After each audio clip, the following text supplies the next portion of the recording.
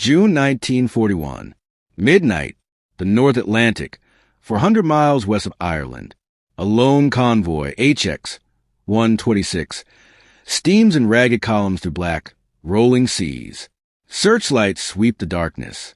Lookouts strain against the wind, eyes burning from salt and fatigue. Below the surface, unseen U-67 glides like a shark. Captain Lieutenant Heinrich Bleikrot peers through the periscope, his breath fogging the glass. Target bearing 090. 3 freighters in line. Torpedoes Los. For eel streak away. Seconds stretch into eternity. Then explosions. Brilliant orange fireballs bloom against the night. The tanker Empire Ridley lifts at the stern, breaks in two, and slides beneath the waves in minutes. Screams carry over the water. Men claw at rafts as oil slicks ignite around them. In Berlin, Gross Admiral Karl Donitz allows himself a thin smile as the victory signal arrives. His wolf packs are hunting with perfect coordination. Every move, every convoy route, every defensive zigzag seems known in advance. The reason? Enigma, a small, squat machine no larger than a typewriter, sits in every U-boat control room. Its rotors spin, its lamps flicker, and plain German text enters one side only to emerge as unbreakable gibberish on the other. 3 rotors, then 4. Plug boards.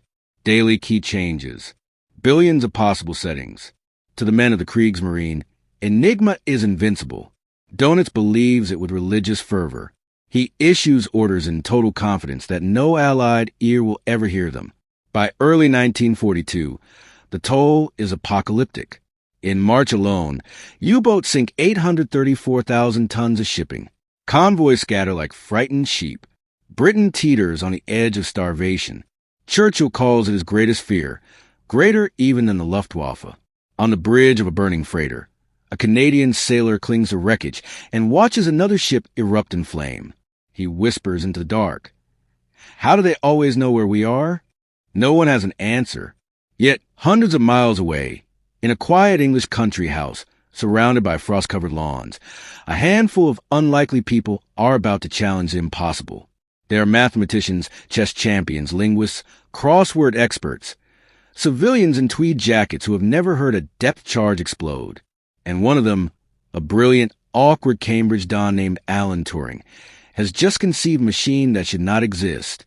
But before any code can be broken, the Allies must first possess an Enigma machine and its secret settings. That demands an act of sheer desperation at sea, one that will cost brave men their lives on the cold Atlantic sky. May 9, 1941.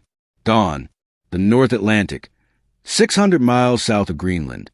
HMS Bulldog surges through heavy seas, her destroyer's gray hull slicing white foam.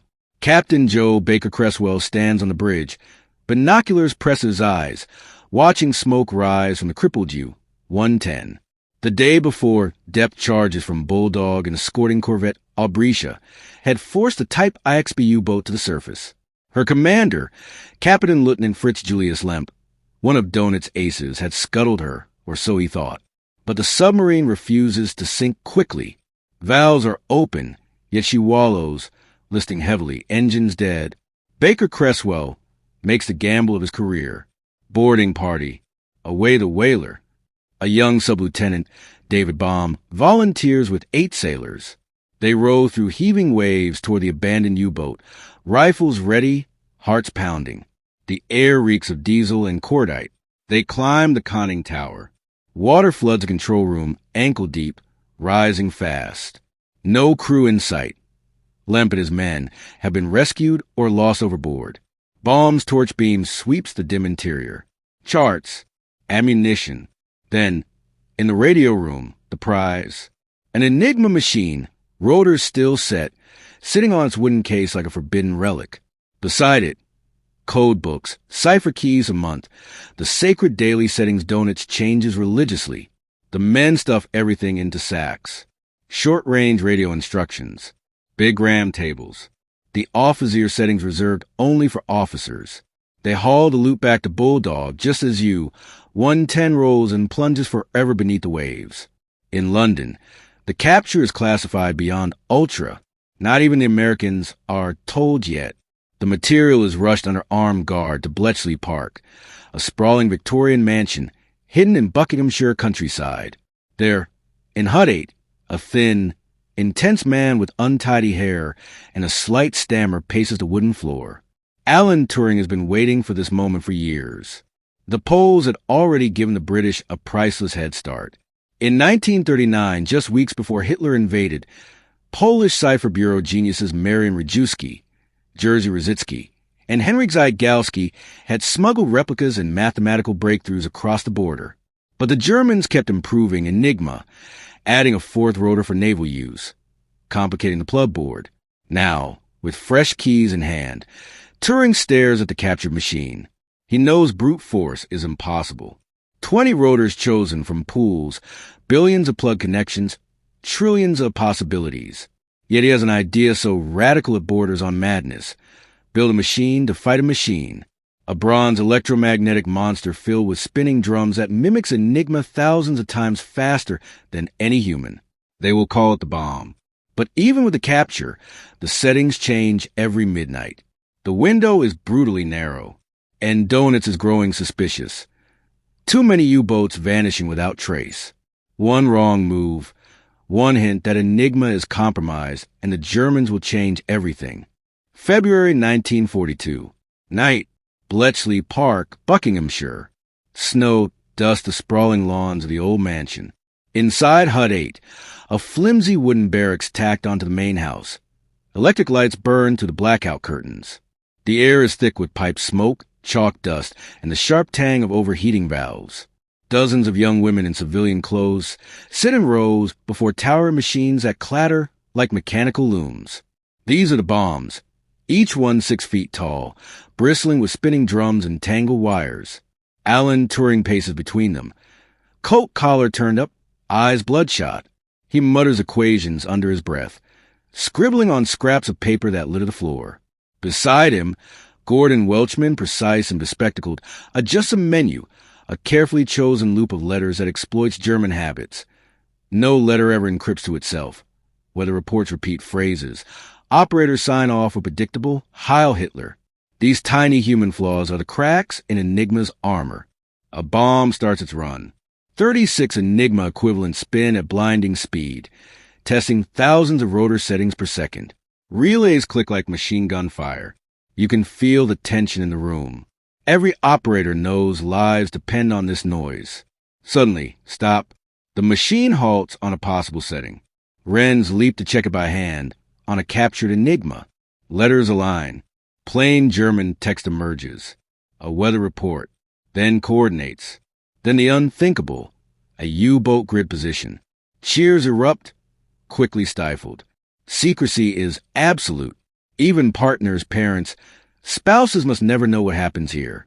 But the breakthrough is fragile.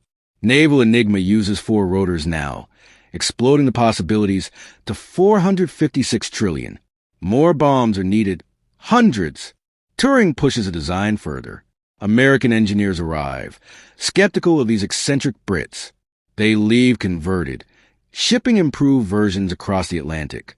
By mid-1943, over 200 bombs thunder day and night in outstations across rural England. Women work 8-hour shifts in freezing conditions, fingers numb, ears ringing. Each decrypted signal, called Ultra, is rushed to the submarine tracking room in London Citadel. There, Commander Roger Wynne, a Hunt civilian lawyer with a limp, plots U-boat positions on a wall chart. He sees the wolf packs arrayed like pieces on a chessboard. And now, for the first time, the Allies can move first. Convoys are rerouted around the patrols. U-boats sail into empty ocean, fuel burning, crews frustrated. Donuts notices the change. His aces report convoys vanishing as if by magic. He demands investigations. Is there a spy ring? Traitors in his own headquarters at Carnival? He never suspects a machine he trusts most. But the tide is turning slowly, too slowly for the men still dying at sea. In March 1943, the Atlantic claims another 627,000 tons. Convoys fight running battles for days. The codebreakers need a faster, deeper break. They need to read traffic the very day it is sent. And that demands one final audacious gamble, a deliberate hunt for fresh codebooks that will bring destroyers into the heart of the wolf pack itself. March 1943. The Central Atlantic, near the Azores. Convoy SE, 122 and HX, 229 steam eastward, 40 merchant ships each, escorted thinly by a handful of destroyers and corvettes. Unseen, 3 wolf packs, Sturmer, Drenger, and Robgraf, converge. 42 U-boats in total. Donut's greatest concentration yet. For 5 days, the Atlantic becomes a slaughter pen. Fog, gales, and endless night favor the hunters. Torpedoes streak from all directions. Ships explode one after another. Clarissa Radcliffe, Granville, Tico. Men die in freezing water. Lifeboats swamped, rafts adrift. In 4 days, 21 ships are lost. Over 140,000 tons to bottom. But in Hut 8, the bombs have just achieved the impossible. Using pinched weather codebooks from U, 559. Seized in October 1942 by a boarding party from HMS Petard that cost the lives of Lieutenant Tony Fosson and able seaman Colin Grazier, the codebreakers finally cracked the new 4-rotor settings with hours to spare. For the first time, they read U-boat traffic almost in real time. Commander Wynn's tracking room lights up with positions. Grid squares filled with red pins. The entire wolf pack disposition lies exposed. Orders fly to the escorts. Reroute the convoys south, then north, slipping through gaps the U-boats cannot close in time. Donuts fumes in his headquarters. His boats report empty ocean, fuel running low, nothing to attack. He cables Berlin. The enemy knows our intentions. Suspicion falls everywhere, except on Enigma itself. May 1943 arrives, like a thunderclap. The Atlantic turns hostile to the hunters. Liberator aircraft with centimetric radar closed the air gap. Escort carriers joined the convoys. Hedgehog mortars and improved depth charges rained down. Now guided by Ultra, the Allies strike with surgical precision. U-192 is depth charged by HMS Loosestrife. U-954, carrying Donut's own son Peter, vanishes without trace. One after another, the aces fall. Otto von Bülow's U-404, Siegfried von Forstner's U-402. In the single month of May, 34 U-boats are destroyed. Crews of over 1,500 men perish. On May 24th, a shaken Donut stands before his staff at Carnival. The tide has turned, he admits quietly. He withdraws the wolf packs from the North Atlantic convoy routes. The order is simple, devastating. Cease large-scale operations. The Battle of the Atlantic, the longest, most vital campaign of the war, has reached its turning point, not through overwhelming naval might alone, but through the silent, relentless triumph of minds and machines hidden in English huts. Yet the victory is bittersweet. Thousands of sailors, Allied and German, have already paid the ultimate price, and the codebreakers know the war is far from over. August 1945. Bletchley Park, now quiet under summer sun. The huts stand empty. The bombs have been switched off, their drums finally still, blackout curtains hang limp, papers burn in control fires. Every scrap of ultra evidence reduced to ash. The codebreakers disperse into ordinary lives. Alan Turing returns to Cambridge, his war work locked behind oaths of silence that will bind him for decades. The Wrens go home, medals unspoken, stories untold even to their children. Yet the impact echoes across the war's final chapters. Because Enigma was broken, the Atlantic lifeline held. Britain did not starve. American troops, weapons, and fuel poured across unbroken. Historians will later calculate. The cracking of naval Enigma shortened the war in Europe by at least 2 years. Millions of lives spared. The invasion of Normandy made possible sooner, safer. Donuts never fully accepted the truth. Even at Nuremberg, he insisted Enigma remained secure, blaming radar and treachery instead. But the numbers betray him. From 1939 to early 1943, U-boats sank ships faster than they could be built. After May 1943, the curve reverses sharply. Allied shipyards outpace losses. The Kriegsmarine loses 783 submarines and over 30,000 of its 39,000 crewmen, the highest casualty rate of any branch in any service. In the cold arithmetic of war, the Battle of the Atlantic becomes the Allies' decisive triumph, won not in thunderous fleet actions, but in freezing huts, by exhausted minds racing against midnight key changes. You stand now on a quiet English lawn where history tilted. No monuments mark the spot. No parades honored these victors. Only the knowledge, kept secret for 30 years, that a small band of brilliant misfits, armed with mathematics and stubborn courage, reached into the Nazi war machine and pulled out its eyes. They turned shadows into light. They turned the impossible into reality. And in doing so, they helped save the world.